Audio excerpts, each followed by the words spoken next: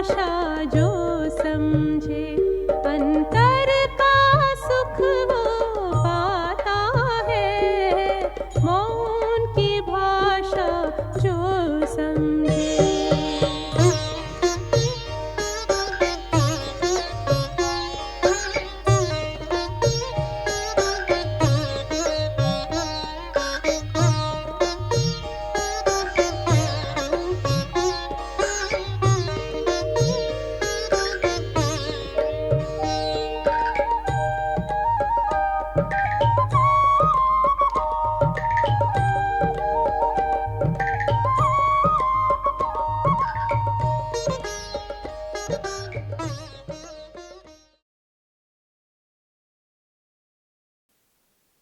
ओम शांति।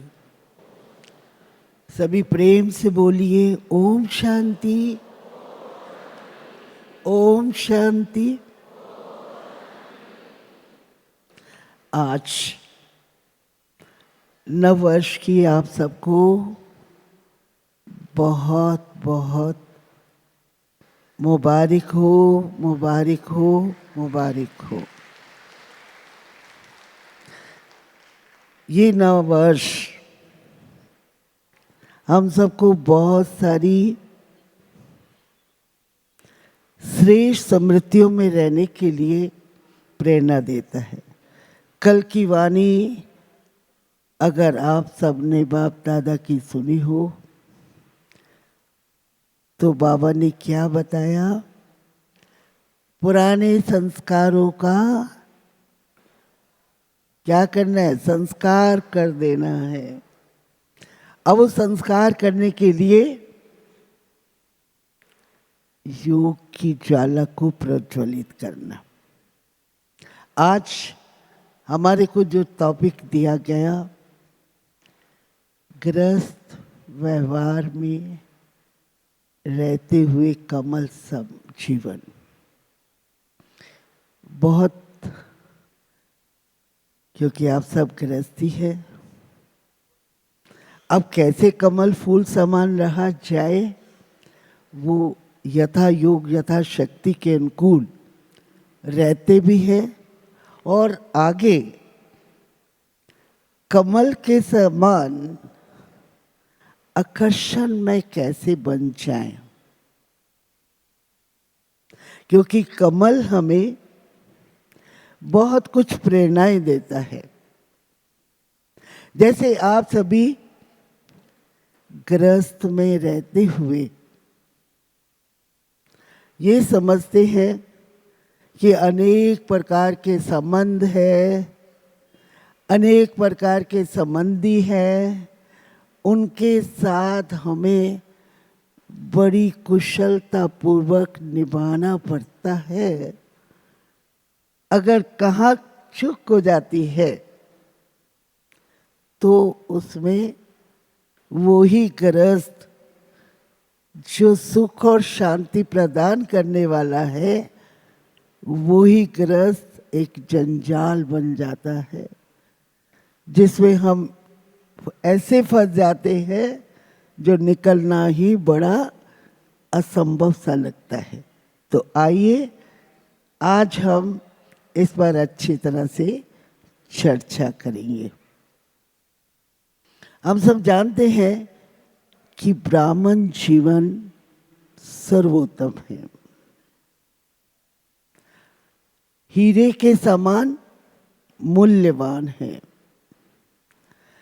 इसके मूल्य को और बढ़ाने के लिए हमें ज्ञान, गुणों और शक्तियों से उसको सुसज्जित करना ही होगा। पर ज्ञान, गुणों और शक्तियों से सुसज्जित करने के लिए हमें कुछ त्यागना भी होगा, उसका कुछ मूल्य चुकाना भी होगा। जैसे आप बाजार के अंदर जाते हैं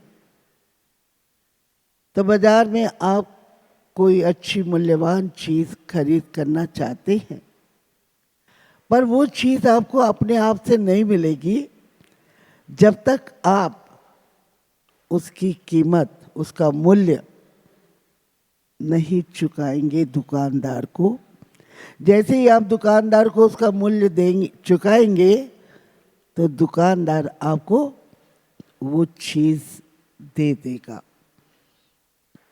और वो चीज़ आपकी फिर अपनी हो जाएगी।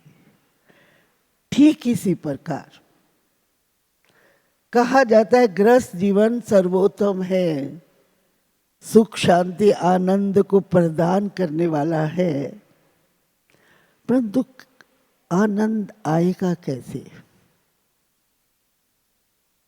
जब तक उस जीवन के अंदर संतुलन नहीं है, बैलेंस माइंड होकर के नहीं चलेंगे, तब तक शांति आनंद कोसों दूर रहेगा। क्योंकि संतुलन हमें जीवन जीने की कला देता है।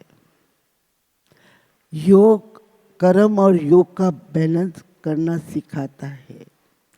परमार्थ और पुरुषार्थ का भी बैलेंस सिखाता है, और जो उसके अनुकूल चलता है उसके जीवन रूपी किससे सुंदर सुंदर सुर निकलते हैं, जिसमें शांति भी होती है, प्रेम भी होता है, सुख भी होता है, और मुस्कुराते रहना भी वो सिखाता है। खुद भी मुस्कुराओ, अन्य को भी मुस्कुराहट बांटो।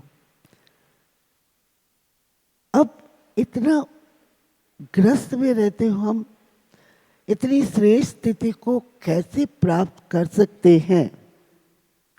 तो प्राण प्रिय बाप दादा ने हम बच्चों को हमारी नेचर को क्योर करने के लिए हमारे को ज्ञान का तीसरा नेत्र प्रदान किया है, और वो तीसरा नेत्र देकर ये स्मृति हमारे अंदर जागृत की है कि हे आत्मा, हे मेरे प्यारे बच्चों, तुम्हारा आदि अनादि स्वरूप सत्य है, शाश्वत है, शुद्ध है, पवित्र है, जागती ज्योत है। तो आदि अनादि स्मृतियों को जागृत किया। उस स्मृतियों में हम सदा ही रमन करते रहे, उसके लिए प्राण प्यारे बाबा ने हमारे को कुछ ईश्वरीय नियम मर्यादाओं में बांधा। ईश्वरीय नियम मर्यादाओं के साथ साथ एक लक्ष्य दिया कि बच्चे, तुम पहले देव आत्मा थे, पूज्य देव। आवागमन के सृष्टि चक्कर में आते आते तुम पूज्य से अब पुजारी बन गए हो, अब फिर पूज्य बनना है। तुम भी देव आत्मा हो। उसके लिए फिर वरदान दिया, योगी भव, पवित्र भव। लक्ष्य भी दिया, जीवन जीने की शक्ति हमारे अंदर आ जाए उसको अनुकूल, उसके लिए वरदान दिया, योगी भव, पवित्र भव। और जितना इस ऊर समृद्धियों में जो भी व्यक्ति, जो भी योगी, जो भी मानव विचरण करता है, मनन करता है, उन समृद्धियों में रमन करता है, उसके जीवन में रोशनी आ जाती है, प्रकाश ही प्रकाश आ जाता है। तो अगर हम चाहते हैं गृहस्थ जीवन रोशनमय हो जाए, प्रकाशमय हो जाए, सुख देने वाला हो जाए, दूसरों को मार्ग प्रदर्शन करने वाला हो जाए, दिशा निर्देशन करने वाला हो जाए, तो वो तभी हो सकता है जो बाबा ने हम बच्चों को ऊंची समृद्धियां जागृत की है, कि बच्चे, तुम ही ऊंच और महान पूज्य आत्मा हो, तू ही जागती ज्योत हो, तू ही योगी हो, तू तपस्वी हो, और तुझे उस देव तिथि को प्राप्त करना है। और उसके साथ साथ बाबा ने समय का भी बिगुल बजा दिया कि ये कलयुगी अंधकारमयी रात्रि खत्म होने वाली है, सतयुगी सवेरा आने वाला है। जब हम बच्चों के अंदर इस बात की स्मृतियां, उठते बैठते खाते पीते व्यवहारिक काम करते हुए जागृत रहते हैं, तो क्या होता है, हमारे अंदर इनर पावर आने लगती है और वो शक्ति कमांड का काम करती है। जैसे कमांडर अपने कर्मचारियों को चलाने के लिए खुद पहले कमांड के अंदर रहता है, तभी आगे अपने कर्मचारियों को चलाता है।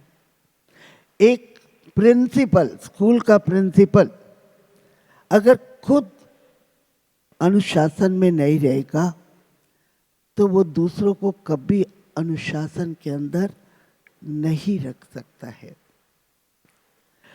तो क्या ये अच्छा है?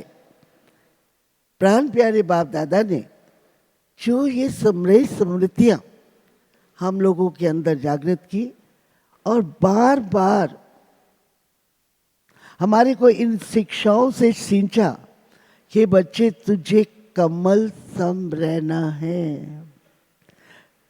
तो चलिए कमल सम कैसे रहें, क्योंकि हम जानते हैं कि गृहस्थ में बहुत सारे संबंधों को निभाना पड़ता है, उसमें कार्य कुशलता और योग्यता जरूर चाहिए, और दिल की सच्चाई और सफाई और एडजस्टिंग पावर भी चाहिए। इसी प्रकार हमें कमल सम रहना है। तो चलिए कमल जहाँ पैदा होता है उसका भी वृत्तांत हम अच्छी तरह से देखें और समझें। आप सबको मालूम है, कमल जब तैयार हो जाता है तो बहुत सुंदर लगता है, आकर्षणीय भी होता है। परंतु पैदा कहाँ से हुआ?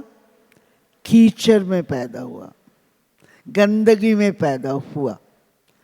पानी जो जला सरा हुआ होता है कई दिनों का, उसके अंदर पैदा हुआ, और उसके भी बहुत सारे मित्र संबंधी होते हैं। अब कमल ककड़ी खाते हैं, कमल चपनी खाते हैं, बेन जिसको हम बोलते हैं वो खाते हैं, सिंगारा खाते हैं, वो सब कमल के ही बाल बच्चे हैं, है ना। कमल उन्हीं के बीच में रहते हुए जब कमल फूल बनकर तैयार होता है तो वो पूजनीय लायक बन जाता है ना। कमल पैदा कीचड़ में हुआ, कीचड़ के अपने लक्षण, और जब फूल बन के तैयार हुआ तो उनको उसकी तुलना देवताओं से की जाती है, देवी देवताओं से किया जाता है। जब हम देवी देवताओं की महिमा गाते हैं तो क्या बोलते हैं? कमल नेत्र, कमल मुख, कमल हस्त, कमल पाँव, कमल आसन, है ना। कितनी बड़ी उसकी उपाधि है। अब वो उपाधि के लायक कब बना? जब कीचड़ में रहते हुए कीचड़ से न्यारा हो गया।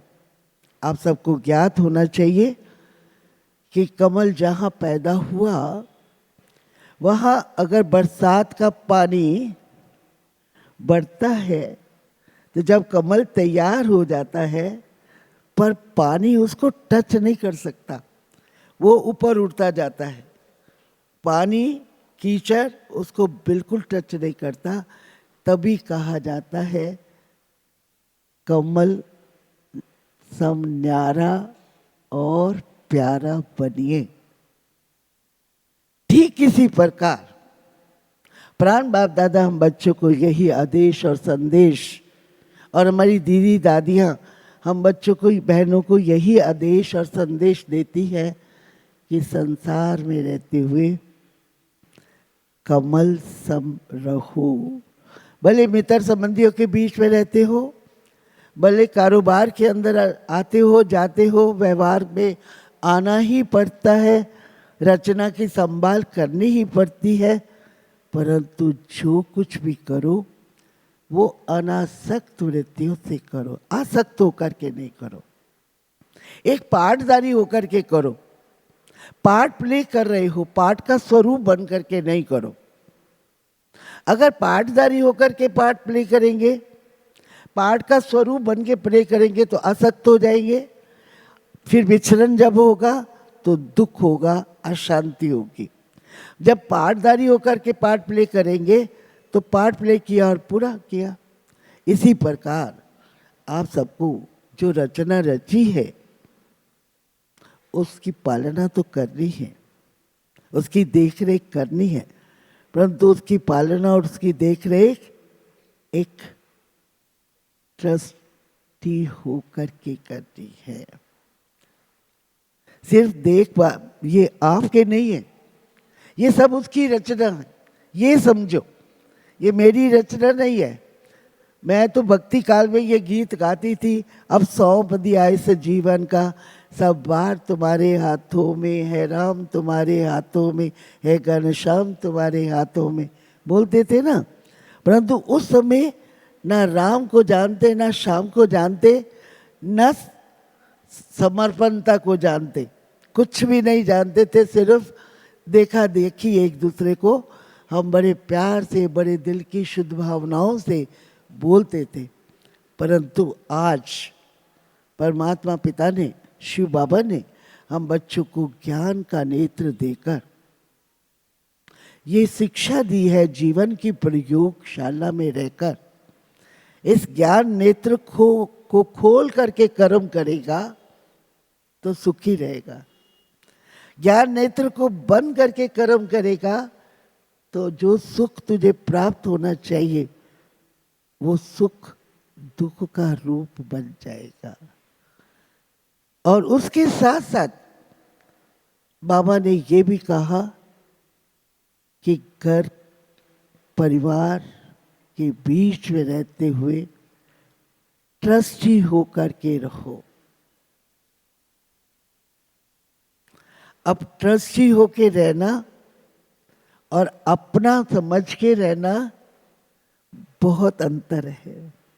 जब कोई बात में हम अपना समझ के रहते हैं तो क्या होता है, जब वो बात हमें उस बात के अनुरूप शाबाश मिलती है, वाह वाह मिलती है, या जो भी परिस्थिति सामने आती है उसको हम सुख और दुख के रूप में भोगते रहते हैं।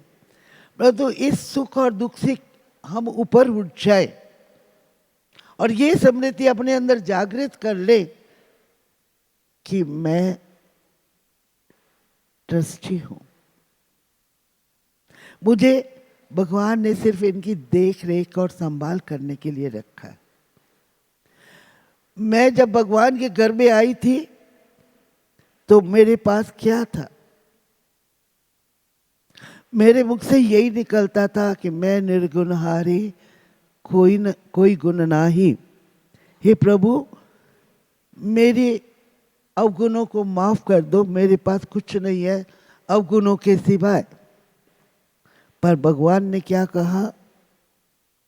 तू इस संसार में रहते हुए, देह संबंधियों के बीच में रहते हुए, देह और देह के भान और देह के धर्म और जात पात से ऊपर उठकर मेरी शरण में आ जा, तो मैं तुझे एक कदम का 1000 गुना लाभ दूंगा।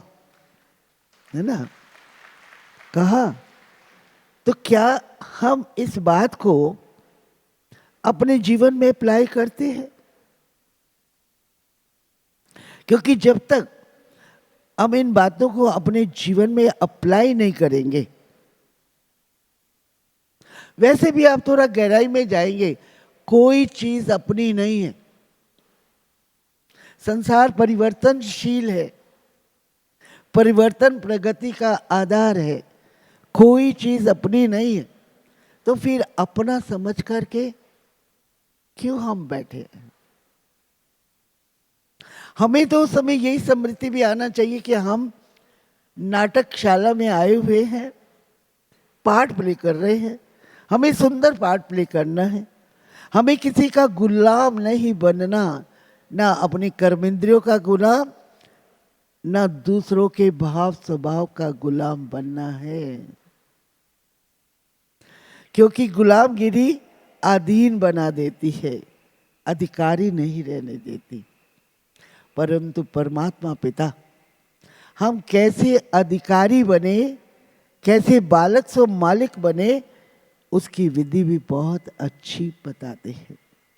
अगर हम उसको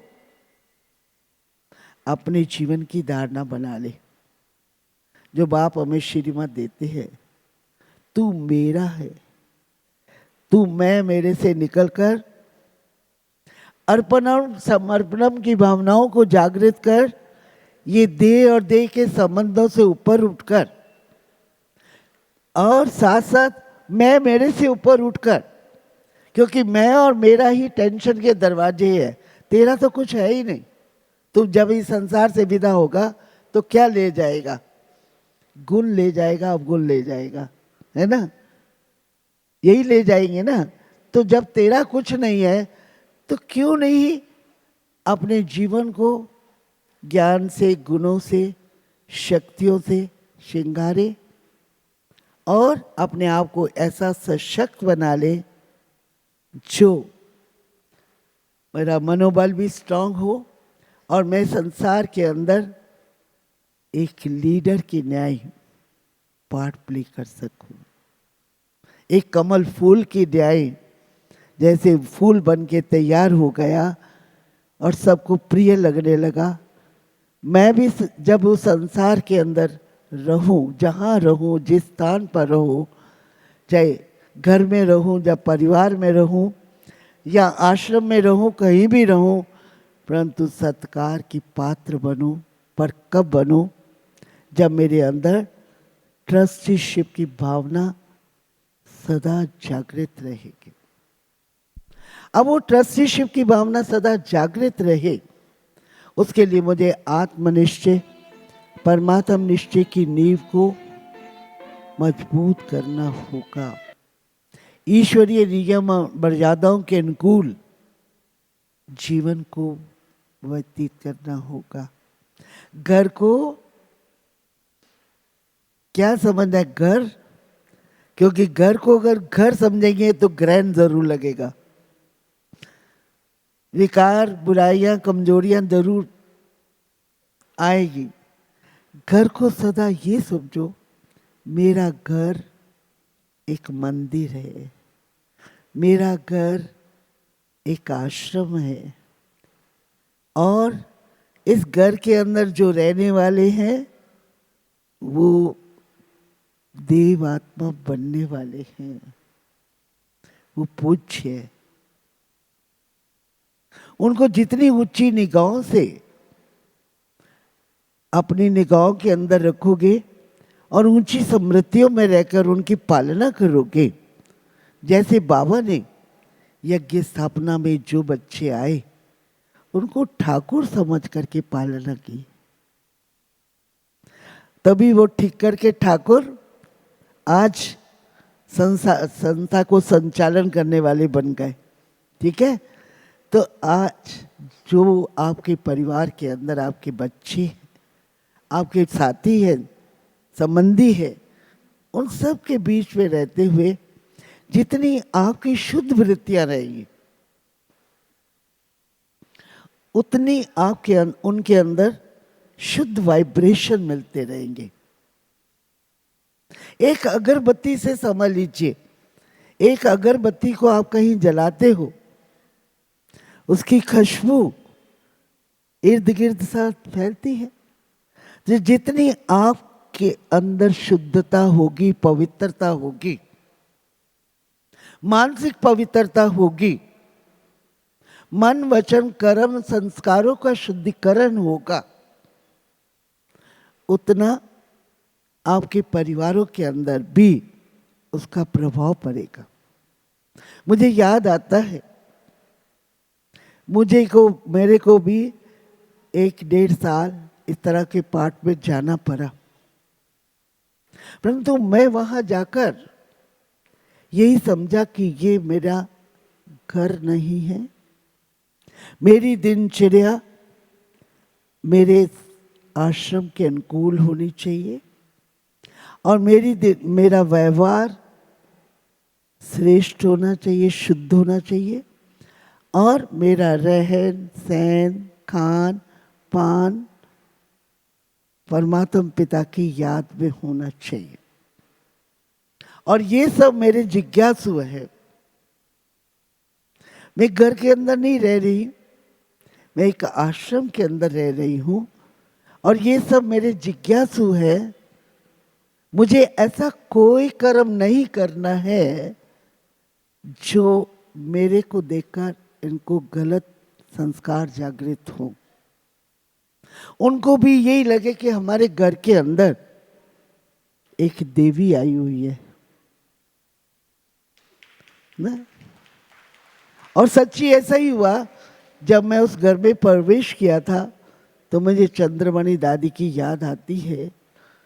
चंद्रमणि दादी मेरे साथ गई थी और घर में प्रवेश करते ही कहती है, लक्ष्मी आई है, लक्ष्मी आई है, लक्ष्मी आई है। तो लक्ष्मी का मन है लक्षणों से युक्त। तो जब हम ऊंची ऊंची स्मृतियां जो प्राण बाप दादा ने हम सब बच्चों के अंदर पैदा की है, उन स्मृतियों के अंदर रमन करेंगे, मनन करेंगे, चिंतन करेंगे, तो वो हमारे संस्कारों के अंदर आ जाएंगे। और जितने हमारे हृदय शुद्ध और सरल होगा, व्यवहारिक शुद्धता होगी, उतना अपने आप में वातावरण व्यक्ति विशेष शुद्ध बनते जाएंगे। ये भगवान ने हम सब बच्चों को श्रेष्ठ जीवन जीने का तरीका सिखाया है, कला सिखाई है। अब उस कला का हम प्रयोग नहीं करते हैं और रिश्तेदारों के ऊपर, बच्चों के ऊपर ब्लेम लगाते रहते हैं। क्या करें, हमारे रिश्तेदार ऐसे हैं, हमारे संबंधी ऐसे, हमारे बच्चे ऐसे। अरे तुम कैसे हो? तुम्हारी दिनचर्या कैसे, अमृत वेले से लेकर रात तक तुम्हारी दिनचर्या कैसी है? अमृत वेला शुद्ध पवन होता है। अमृत वेला रजाई को छोड़कर एक विशेष स्थान पर बैठ कर के होता है। घर के अंदर कोई पूजा का स्थान बनाया हुआ है, क्योंकि जिस घर में पूजा का स्थान नहीं, विषय बाबा का स्थान नहीं, वो घर ग्रहण ग्रसित करने वाला ही रहेगा। वो घर मंदिर और आश्रम की न्याय नहीं बनेगा। इसलिए सवेरे अमृत वेले से लेकर अपनी दिनचर्या को ठीक रखिए। बड़ी दीदी, मनमोहिनी दीदी हुआ करते थे, वो कहते थे तुम्हारे घर में कोई जगह नहीं है, किचन है तुम्हारे पास, रात को किचन को धुलाई करो और वहाँ एक कुर्सी बिछा दो, सवेरे अमृत वेले जाकर के वहाँ बाबा का चित्र लगा दो और जाकर के योग साधना करो। परंतु आज ऐसा देखने में आता है, विनाश को दूर दूर समझकर आराम परस्ती बनते जा रहे हैं। राम दूर हटता जा रहा है, आराम परस्ती बनते जा रहे हैं। तो बाबा कहते हैं आराम हाराम है। अगर आपको मेरे से अपना जन्म सिद्ध अधिकार जीवन मुक्त स्थिति को लेना है तो जीवन में रहते हुए सर्व प्रकार की बुराइयों से, सर्व प्रकार की कमजोरियों से, सर्व प्रकार के विकारों से अपने आप को मुक्त करना होगा और अर्पणम समर्पणम की भावनाओं को जागृत करना होगा। जब तक जीवन में आपकी बुद्धि के अंदर ये भावनाएं जागृत नहीं हुई तब तक आपका जीवन सफल नहीं हो सकता। तो कहते हैं कुछ समर्पण करो, कुछ स्वाहा करो, कुछ सफल करो। हमारे पास तीनों चीजें हैं, देने के बाद भी है। समर्पण क्या करना है? जो टेंशन का दरवाजा है जिससे सब चोर अंदर आते हैं वो है मैं और मेरा। उसको जहां मैं और मेरा है वहां सब विकार, सब बुराइयां, सब कमजोरियां चोर दरवाजों के रूप से भी आएंगी आपके पास। इसलिए मैं, मेरा कुछ नहीं है, सब कुछ तेरा है, तेरा है, तेरा है। भक्ति काल की तरह नहीं चलो, प्रैक्टिकल अपने आप में ये समृद्धियां जागृत करो कि मैं तो, मेरा कुछ नहीं है प्रभु। और वो भी कहता है तू दे और दे के सब धर्म, दे भान सब छोड़ दे। और फिर आगे आते हैं तो चलते चलते जब इन चीजों का हम त्याग करने लगते हैं तो थोड़ा थोड़ा सूक्ष्म अभिमान, सूक्ष्म नशा, मैं सब समथिंग हूं, मैं कुछ हूं, बुद्धि का अभिमान, भाषण का अभिमान, प्रशासन का अभिमान, कला का अभिमान, कई प्रकार के सूक्ष्म अभिमान जागृत हो जाते हैं जो जीवन मुक्त स्थिति को बनने नहीं देते।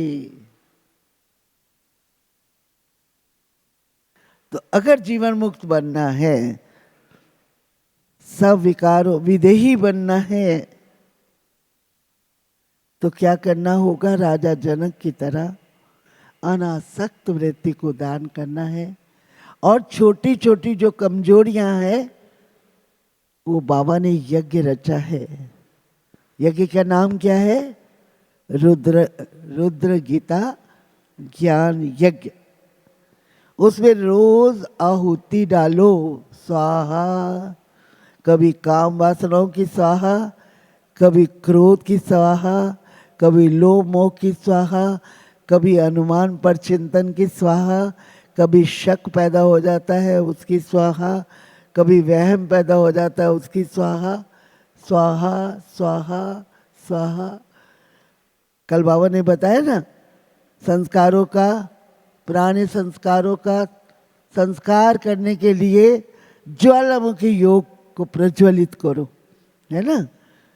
अर्थात सच्चे दिल से योग की अग्नि, स्नेह की अग्नि तपाओ। उसके लिए सवेरे और शाम विशेष योग साधना करो। और ज्ञान मुरली की तरफ भी विशेष ध्यान होना चाहिए, क्योंकि जब तक हम अमृत वेले के बाद ज्ञान का श्रवण मनन चिंतन नहीं करते तब तक भी हम सशक्त आत्मा नहीं बन सकते। ज्ञान मुरली वॉशिंग मशीन का काम करती है। जैसे आप देखेंगे वॉशिंग मशीन में मैले कुचैले सब कपड़े डालो तो साफ होकर के निकलते हैं। इसी प्रकार रोजाना ज्ञान मुरली का मनन चिंतन करना जरूरी है। सिर्फ पढ़ लेना, सुन लेना काफी नहीं है। उसके बाद मेरा धन, मेरी संपत्ति वो कब बनेगा? जब मैं उसका चिंतन करके उसको अपने स्वरूप के अंदर लाऊंगी। ठीक है? तब तो मेरी धारणा बनेगी ना, तब तो मेरा ध्यान बार बार अंतर्मुखता की ओर जाएगा, जहाँ से सुषिप्त शक्तियाँ, सत्य का बोध होते होते सुषिप्त शक्तियाँ जागृत होगी। ठीक है। और उसके साथ साथ फिर क्या होना चाहिए? सफल क्या करना है कुछ आपके पास सफल करने के लिए? है, दे दिया ना सब कुछ, दे अभिमान दे दिया, विकार दे दिए, बुराइयां दे दिया, तन मन धन भी कह दिया तेरा है, तो मेरा क्या है? मेरे पास और भी कुछ है,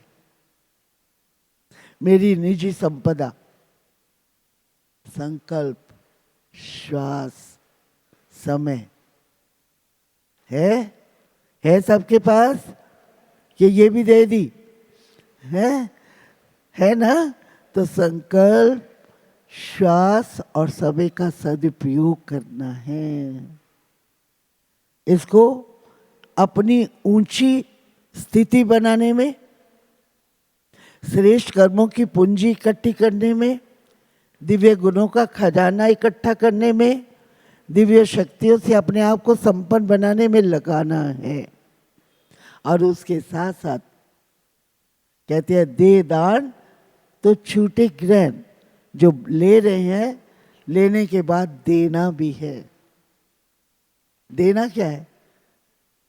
बाबा को तो दे दिया, अब दुनिया को क्या देना है?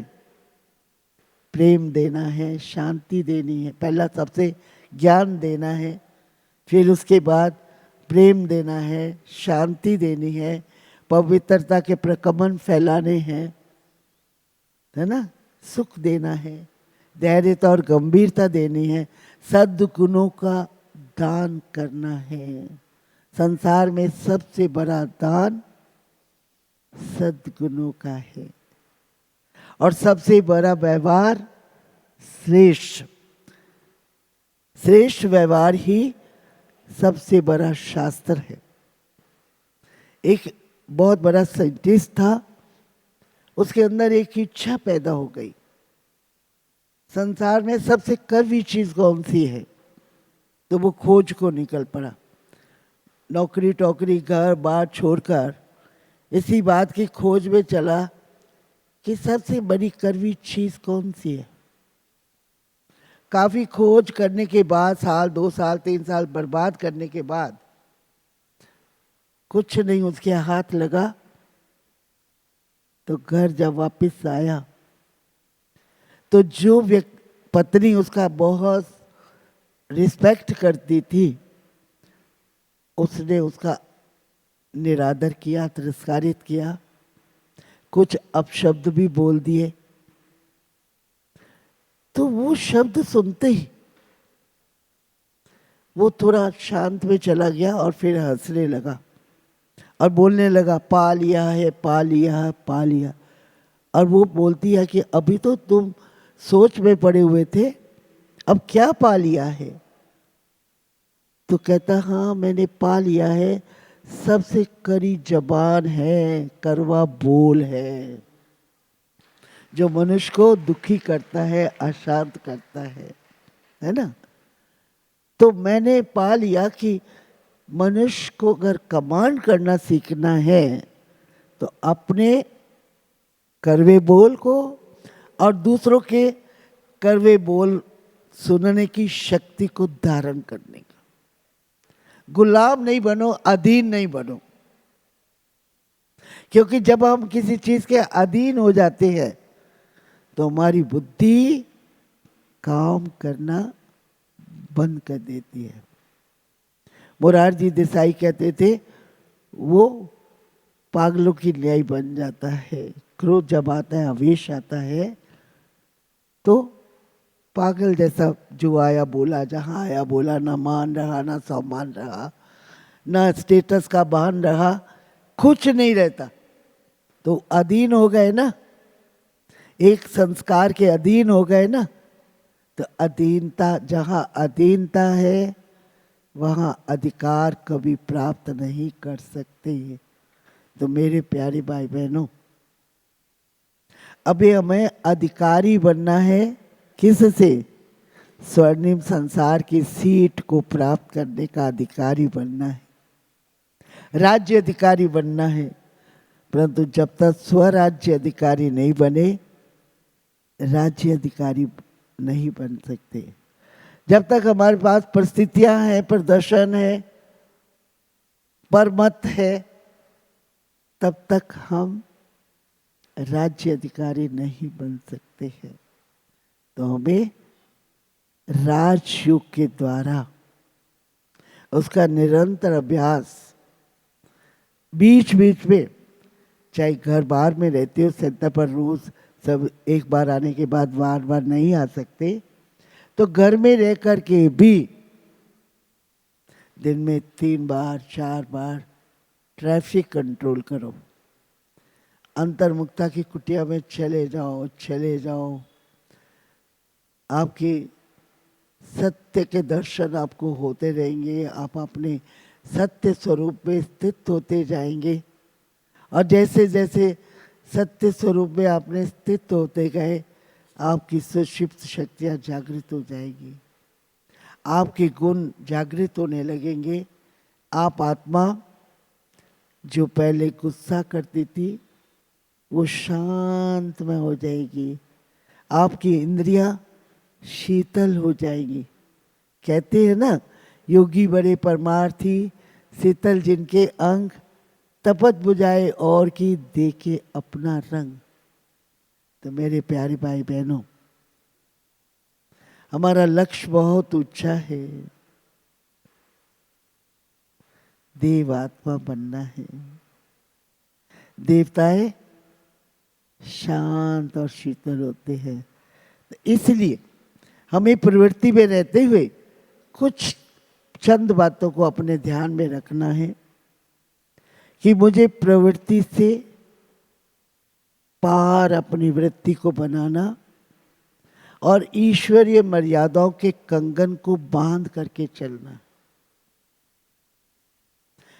मुझे अनदोष, संग दोष, वातावरण दोष, इंद्रियों के दोष से अपने आप को, सर्व प्रकार के दोषों से अपने आप को दूर रखना है।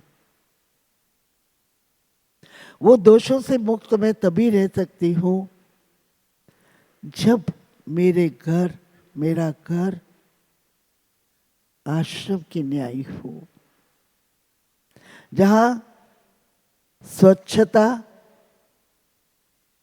पवित्रता का वास हो।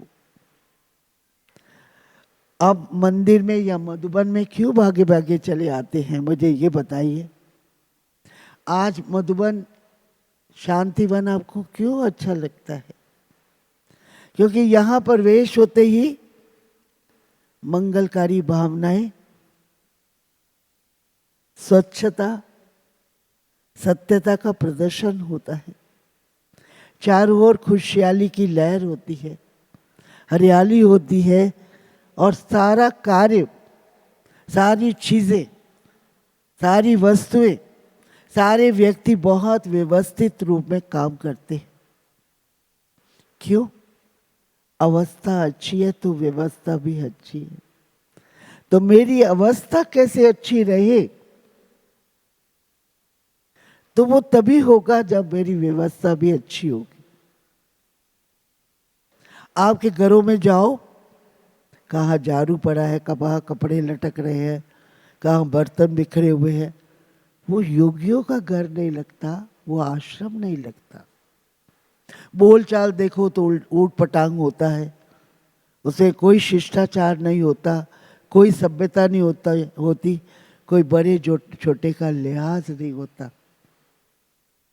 क्योंकि जब तक हम अपनी इन छोटी छोटी बातों के ऊपर ध्यान नहीं देंगे, तो बोलो विदेही बन सकते हैं आप। बोलो कोई सुराख ना रहे वो, क्योंकि यही सुराख जो हम कमाते हैं वो बह जाता है, हमारे पास जमा खाता नहीं रहता। परंतु हमें सर्वोच्च पद को अगर पाना है, सत्कार के पात्र बनना है, तो जमा पूंजी जरूर चाहिए। पुण्य का खाता जरूर चाहिए। जब तक हमारे पास पुण्य का खाता नहीं, हमारी श्रेष्ठ कर्मों की जमा पूंजी नहीं, तब तक हमारी मनोस्थिति एकाग्र नहीं हो सकती। और जहां एकाग्रता है वहां सफलता है। कल भी प्राण बाप दादा ने हमें बताया, सफलता का आधार एकाग्रता है। पर एकाग्रता आएगी कैसे? जब हमारा मनन, चिंतन, रूहान, अव्यक्त फरिश्ता और बीज रूप स्थिति, जो एक सर्वोत्तम स्थिति को प्राप्त करने के लिए 4 विशेषताएं हमारे जीवन के अंदर होनी चाहिए, वो होनी चाहिए। कौन सा? पहली है मनन चिंतन, दूसरी है रूहान, उस परमात्मा पिता से रूहान करें। तीसरी है संसार में रहते हुए अव्यक्त होके रहे, फरिश्तों की न्याय रहे, लाइट वाइट स्वरूप में रहे। और 5वीं है, चौथी स्थिति है बीज रूप। ये क्षणिक है, परंतु इसका अभ्यास करना भी परम आवश्यक है। हमारे जो भी जन्मांतर के विकर्म है, पाप कर्म है, वो इसी अग्नि में स्वाहा होने हैं। तो क्या अच्छा हो जो हम, बाबा ने हमें कहा 8 घंटा नहीं तो कम से कम 4 घंटा 2 घंटा अपनी दिनचर्या में निकालकर योगी बनने और तपस्वी बनने का, राज ऋषि बनने का पुरुषार्थ करिए। और सदा बुद्धि रूपी स्लेट में लिख दीजिए, मैं राज ऋषि हूं, मैं एक तपस्वी आत्मा हूं, मुझे देव आत्मा बनना है, मुझे संसार का परिवर्तन करने की क्या बनना है? अलार्म बनना है। मेरे जीवन में त्याग, तप और वैराग। आपको मालूम है अभी ये जो साल 2024 हम लोगों ने निश्चय किया है, इस साल को त्याग, तप और वैराग्य वृत्ति से को अपनाते हुए, विदेही बनते हुए, संपूर्ण कर्मातीत स्थिति को प्राप्त करते हुए अपने घर चले, है ना। पर वो कैसे होगा? जब हम अपना चार्ट रखेंगे, अपनी चेकिंग करेंगे, अपने आप को चेंज करेंगे, अपने आप को उसी के अनुकूल डालेंगे। तो अब इधर उधर से बुद्धि को उपराम कर दीजिए। अब बुद्धि के अंदर एक ही बात लिख दीजिए, मुझे संपूर्ण कर्म बंधनों से न्यारे होकर कर्मातीत अवस्था को धारण करते हुए अब दुनिया को सलाम करते हुए, सत्कार के पात्र बनते हुए अपने घर जाना है। अपने घर जाके फिर विश्व के अंदर सर्वोच्च पद का अधिकारी बनना है। जब ये सारी बातें हमारे पास अंडरलाइन होंगी बुद्धि के अंदर, तब हमारा पुरुषार्थ उनके अनुकूल चलेगा। देखो बच्चे रखते हैं, आजकल के बच्चे रखते हैं, मेरे को तो 100% नंबर लेने हैं, बेचारे पुरुषार्थ भी करते हैं। कईयों का 99% आएगा, 95 आएगा, 90% आएगा, कईयों को उससे भी कम आएगा। इसी तरह से जब तक हम ऊंच बनने का लक्ष्य नहीं रखेंगे तो लक्षण ऊंच कैसे आएंगे? अगर यही रखेंगे हम तो गृहस्थी है, तो गृहस्थी टट्टू बन के रहेंगे फिर तो, है ना। नहीं, हम गृहस्थी नहीं है, हम योगी है, हम ट्रस्टी है ना। भगवान ने मेरे को विश्व परिवर्तन की चाबी दी है। मुझे पहले स्व का परिवर्तन करना है और फिर विश्व का परिवर्तन करना है। जैसे कमल पहले पैदा जहां हुआ वो कीचड़ था, परंतु पैदा होते होते होते होते जब वो फूल पूरा तैयार हो गया तो कीचड़ से अलग हो गया। तभी पूजनीय लायक बना। ठीक है ना? ऐसे ही मुझे भी इस संसार रूपी चक्कर में रहते हुए, गृहस्थ व्यवहार में रहते हुए, अपने आचार विचार व्यवहार का शुद्धिकरण करते, मन वचन कर्म और संस्कारों को पवित्र बनाते हुए, शांत और शीतल बनते हुए, एकाग्र चित्त होते हुए घर वापस जाना है। ठीक है? इन्हीं शुभ भावनाओं के साथ मैं आप सबको नव वर्ष की यही शुभकामना देती हूँ कि तपस्वी और राज ऋषि बन करके रहिए, राजयोगी बन करके रहिए और अधिकारी बन के रहिए। जो भगवान भी कहे कि ये सब अधिकार मेरे बच्चे, मालेकम सलाम, ये सारा अधिकार तेरा है, मैं तो उस वतन में आता ही नहीं हूँ, है ना? ठीक है? परंतु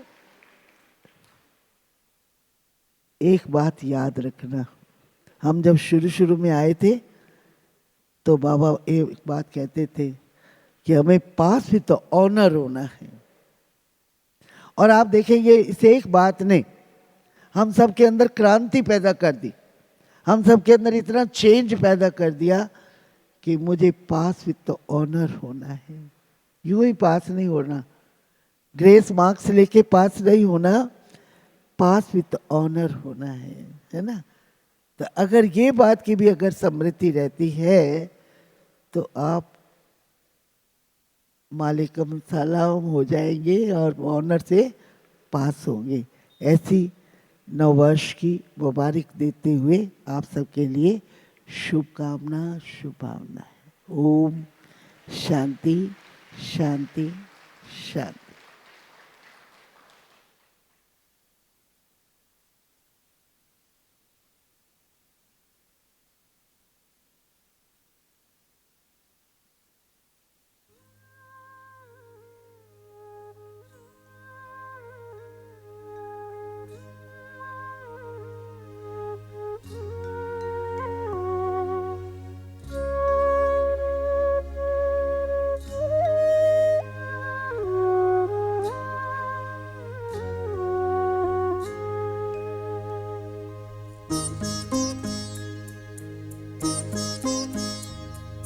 योगी पवित्र जीवन कितना सुखद सलो